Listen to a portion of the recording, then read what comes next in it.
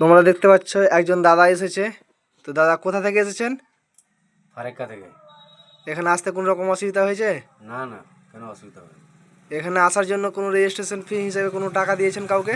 না না, কেন ফি দেবো? তো এখানে টাকা লাগে না তো? না না, লাগে না। দাদা কয়েন ও নোট বিক্রি করে কিছু টাকা পেয়েছে, টাকাটা দাদার হাতে তুলে দিই। তাই না দাদা, কালেকশনগুলো দেখিয়ে দিই দাদা কী কী কালেকশন নিয়ে এসেছে। একটা 21-এর বোম্বে নিয়ে এসেছে আজাদি অমৃত মহাশয়ের। এটা যদি হায়দ্রাবাদ মিন্টের হয় তো এটার দাম 10,000, 12,000, 15,000, 20,000 টাকা হয়ে থাকে। তো এটা বোম্বাই মিন্টের, এটা তেমন দাম হয় না, তবু আমরা কিনে নিই।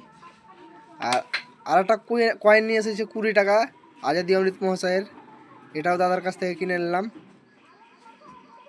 আর দাদা অনেকগুলো মোটা 5 টাকার কয়েন নিয়ে এসেছে, এর মধ্যে কোনো রেয়ার নাই।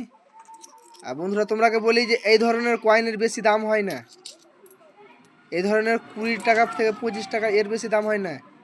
এটা আছে জর্জ 6-এর 1 রুপি কয়েন, আর এটা আছে জওহরলাল নেহরু 1 রুপি কয়েন। এগুলোর দাম 20 টাকা থেকে 25 টাকা, এর বেশি কিন্তু বিক্রি করতে পারবেন না। আর তোমরা যারা কমন কয়েন নিয়ে আসছো এগুলো 3 টাকা 4 টাকা, এর বেশি বিক্রি করতে পারবেন না। তো কয়েন ও নোট বিক্রি করার জন্য কাউকে কখনো রেজিস্ট্রেশন ফি দিবেন না।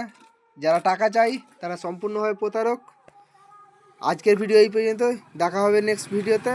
সবাই সুস্থ থাকবে, ভালো থাকবে।